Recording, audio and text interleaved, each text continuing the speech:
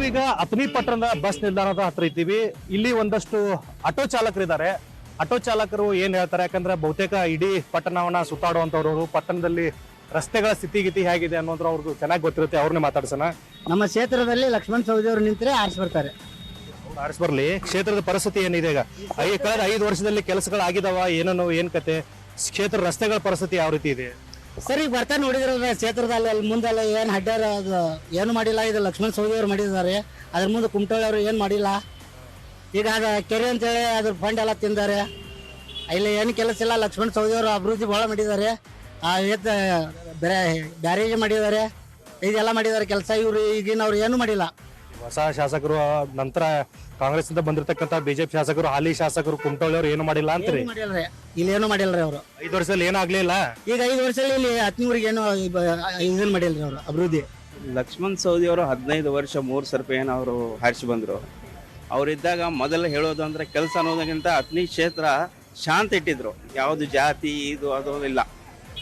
ಲಕ್ಷ್ಮಣ್ ಸವದಿ ಅವರು ಈ ಸಲ ಟಿಕೆಟ್ ಕೊಟ್ಟರೆ 100ಕ್ಕೆ 100 ಲಕ್ಷ್ಮಣ್ ಸವದಿ ಅವರು ಹಾರಿಸಿ ಬರ್ತಾರೆ ಅಂತ ನಮ್ದು ಅಷ್ಟೇ. ಕ್ಷೇತ್ರ ಸಮಸ್ಯೆ ಬಗ್ಗೆ ಕೇಳೋದಾದ್ರೆ ಏನ್ ಹೇಳ್ತೀರಿ? ಸಮಸ್ಯೆ ಅಂತ ಇನ್ನೆಲ್ಲ ರೋಡ್ ಗಿಡ ಎಲ್ಲ ಮಾಡ್ತಾ ಇದ್ದಾರೆ.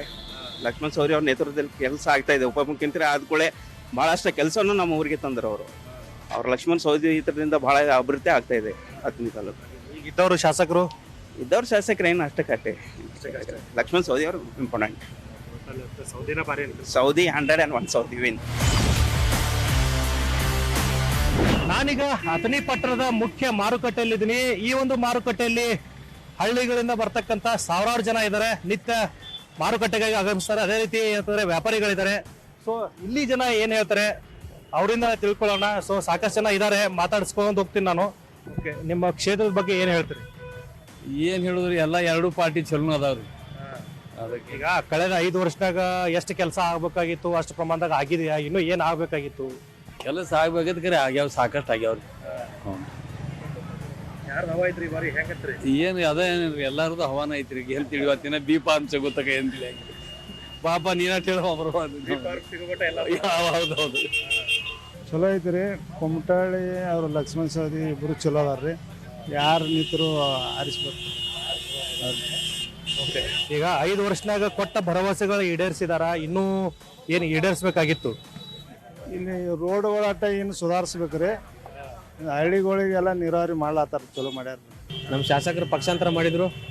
ಪಕ್ಷಾಂತರ ಮಾಡಿ ಆದ್ರೂ ಅಭಿವೃದ್ಧಿ ಕೆಲಸ ಮಾಡ್ಯಾರ. ಮಾಡಲಿ. ಸಿದ್ದರಾಮಯ್ಯ ಸಾಹೇಬರು ಮುಖ್ಯಮಂತ್ರಿ ಆಗ್ಬೇಕು. ಅವ್ರಾದ್ರೆ ಬಡವ್ರಿಗೆ ಜರ ಹೆಲ್ಪ್ ಆಕೈತ್ರಿ ಸಿದ್ದರಾಮಯ್ಯ ಸಾಹೇಬರು ಮುಖ್ಯಮಂತ್ರಿ ಆಗೋದ್ರಿಂದ. ಸಿದ್ದರಾಮಯ್ಯ ಸಾಹೇಬರು ಮುಖ್ಯಮಂತ್ರಿ ಆಗ್ತಾರ ಆಗ್ಲಿ. ನಿಮ್ಮ ಕ್ಷೇತ್ರ ಪರಿಸ್ಥಿತಿ ಏನು ಅಂತ?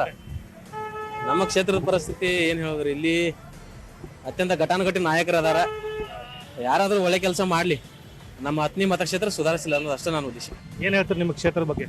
ಏನು ಹೇಳೋದು ಭಾಳ ಐತ್ರಿ, ಏನು ಹೇಳಂಗಿಲ್ರಿ. ಈಗ ಮುಂದಿನ MLA ಯಾರು ಬರ್ತಾರ ಅದನ್ನ ನೋಡಿ ಮಾತಾಡೋದ್ರಿ. ಈಗ ಇಲೆಕ್ಷನ್ ಡಿಕ್ಲೇರ್ ಆಗೈತ್ರಲ್ಲ, ಎಲ್ಲಾ ಪವರ್ ನಿಮ್ ಕೈ ಆಗೈತಿ. ಈಗ ಪವರ್ ಮತ್ತೆ ಬಂದಿಲ್ರಿ. ರೊಕ್ಕ ಕೊಟ್ರ ಪವರ್ ಐತಿ, ರೊಕ್ಕ ಕೊಡ್ಲಿಕ್ಕೆ ಪವರ್ ಇಲ್ರಿ. ಹಾ ರೀ, ಹಂಗ ಅಂತ ಪರಿಸ್ಥಿತಿ ಐತೆ ಇಲ್ಲ ಅಥಣಿ ಒಳಗ? ಎಲ್ಲಾ ಕಡೆ ಐತ್ರಿ, ಒಂದೇ ಕಡೆ ಇಲ್ರಿ. ಈಗ ಅಥಣಿ ಒಳಗ ಸೌದಿ ಅವ್ರ ಮುಂಚೆ MLA ಇದ್ರು, ಸೋತ್ರು. ಕುಮಟಳ್ಳಿ ಅವ್ರು ಬಂದ್ರು, ಕಾಂಗ್ರೆಸ್ ಇಂದ ಮತ್ತೆ ರಾಜೀನಾಮೆ ಕೊಟ್ರು, ಮತ್ತೆ ಗೆದ್ದು ಬಂದ್ರು. ಅಭಿವೃದ್ಧಿ ಆಗಿಲ್ಲ ಅಂತ ರಾಜೀನಾಮೆ ಕೊಟ್ಟಿದ್ರು ಅವರು. ಅಟ್ಲೀಸ್ಟ್ ಬಿಜೆಪಿಯಿಂದ ಬಂದ್ಬೇಕಾದ್ರೆ ಅಭಿವೃದ್ಧಿ ಮಾಡಿದ್ರ? ಮಾಡ್ಯಾರ, ಸ್ವಲ್ಪ ಮಾಡ್ಯಾರ, ಸ್ವಲ್ಪ ನಿಂತೈತ್ರಿ. ಮಾಡೋ ಪ್ರಯತ್ನ ಐತ್ರಿ. ಈ ಸಲ ಮಾಡ್ಬೋದು ಅನಿಸ್ತೈತ್ರಿ. ಏನ್ ಮಾಡ್ತಾರೆ ನಾರ್ಮಲ್ ಡಿಪೆಂಡ್ ರೀ.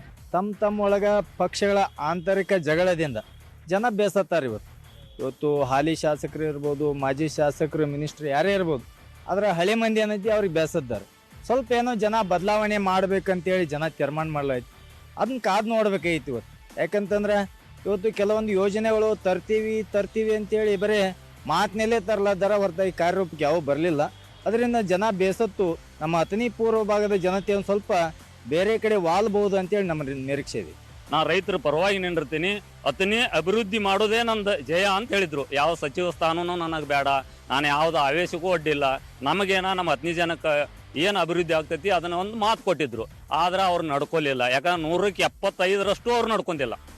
ಯಾಕಂದ್ರೆ ಇಲ್ಲಿ ಗುದ್ಲಿ ಪೂಜೆ ಮಾಡ್ಬೇಕಾದ ಗೋಕಾಕದಾಗತ್ತೆ ಹೇಳ್ತಾರೆ. BJP ಅವ್ರದ್ದು ಒಂದು ಅಜೆಂಡಾ ಏನು ಹೇಳ್ತಾರ, ಬರೀತು ಏನೋ ಒಂದು ಅವ್ರು ವಿರೋಧಿ ಮಾತಾಡ್ತಂದ್ರೆ ಪಾಕಿಸ್ತಾನದಾಗ ಅಲ್ಲಿ ಅವರು ಅಂದ್ರೆ ಏನೋ ಒಂದು ಧೋರಣೆ ತೋರಿಸ್ತಾರ. ಗುದ್ಲಿ ಪೂಜೆ 15 ತಾಲೂಕದಾಗ ನಿಮಗೆ ಅಡ್ಡಿ ಏರ್ಪಡಿಸೋರಿದ್ರು. ನೀವು ಅಲ್ಲಿ ಗೋಕಾಕದಾಗ ಮಾಡೋದನ್ನ ಬೆಂಗಳೂರಾಗ ಗುದ್ಲಿ ಪೂಜೆ ಮಾಡಿದ್ರೆ ಮುಗಿದು ಹೋಗ್ತಿತ್ತು. ನಾವು 15 ತಾಲೂಕದಾಗ ಜನ ಇದ್ವಿಲ್ಲೋ, ಇಲ್ಲಿ ರೈತರು ಇದ್ರಿಲ್ಲೋ, ನಿಮ್ಮ ಲೀಡರ್ಗಳು ಇಲ್ಲಿ ಎಲ್ಲ ಇದ್ರಿಲ್ಲೋ, ನಿಮ್ಮ ಕಚ್ಚಾಟ ಏನೇ ಇರಲಿ ಆ ಕಚ್ಚಾಟ ನಮಗೆ ಬೇಕಾಗಿಲ್ಲ. ನಿಮ್ಮ ಪಕ್ಷ ನಮಗೆ ಮುಖ್ಯ ಅಲ್ಲ, ವ್ಯಕ್ತಿ ಮುಖ್ಯ. ನಾವು ಮುಂದೆ ಆರಿಸ್ತಾರೋ ಅಂತ ವ್ಯಕ್ತಿನ ತರ್ತೀವಿ. ನಿಮ್ಮ ಪಕ್ಷ ಇಟ್ಕೊಂಡು ನೀವು ಅಜೆಂಡಾ ಆ ಗೌರ್ಮೆಂಟ್ ತರಬೇಕು ಈ ಗೌರ್ಮೆಂಟ್ ತರಬೇಕು ಅನ್ನೋ ಉದ್ದೇಶ ನಮ್ದಿಲ್ಲ. ನಮ್ದೇನ ನಮ್ಮ ಪರವಾಗಿ ಇಲ್ಲಿ ಯಾರು ನಿಂದಿರ್ತಾರ ಅವ್ರ ಪರವಾಗಿ ನಾನು ನಿಂದಿರುವಂಥ ಕೆಲಸ ಆಗ್ತೈತಿ. ನೀವು ಏನು ತುಳಿಲಕತ್ತಿರಲ್ಲ ನಿಮ್ಮನ್ನು ತುಳಿಯುವಂಥ ದಿನಮಾನ ಮುಂದೆ ನಾವು ರೈತ ಸಂಘ ಆಗಿರ್ಬೋದು, ರೈತ ಸಮೂಹ ಆಗಿರ್ಬೋದು, ನಮ್ಮದೇನ ರೈತ ಪರವಾಗಿ ಯಾರು ನಿಂದಿರ್ತಾರ ಅವ್ರಿಗೆ ನಾವು ಸ್ವಾಗತ ಇರ್ತೈತಿ. ಯಾರು ಧಿಕ್ಕರಿಸುವಂಥ ಕೆಲಸ ಮಾಡ್ತಾರ ಅವ್ರನ್ನ ತುಳಿಯುವಂಥ ಕೆಲಸ ರೈತ ಸಮೂಹ. ನೋಡಿದ್ರಲ್ಲ ವೀಕ್ಷಕರೇ, ಅಥಣಿ ಮತಕ್ಷೇತ್ರದ ಜನ ಈಗಿರುವಂಥ ಶಾಸಕರು ಹಾಗೆಯೇ ಮುಂಬರುವಂಥ ಜನನಾಯಕನ ಕುರಿತು ಸಾಕಷ್ಟು ಅಭಿಪ್ರಾಯಗಳನ್ನ ಜನ ಮತ ಕಾರ್ಯಕ್ರಮದ ಮೂಲಕ ಹಂಚಿಕೊಂಡಿದ್ದಾರೆ. ಇದಾಗಿತ್ತು ಈ ಹೊತ್ತಿನ ವಿಶೇಷ. ಮತ್ತೊಂದು ಕಾರ್ಯಕ್ರಮದ ಜೊತೆಗೆ ನಾವು ನಿಮ್ಮ ಮುಂದೆ ಬರ್ತೀವಿ. ಅಲ್ಲಿವರೆಗೂ ನೋಡ್ತಾ ಇರಿ News 18, ಜಾಲ ನಮ್ಮದು, ಬಲ ನಿಮ್ಮದು.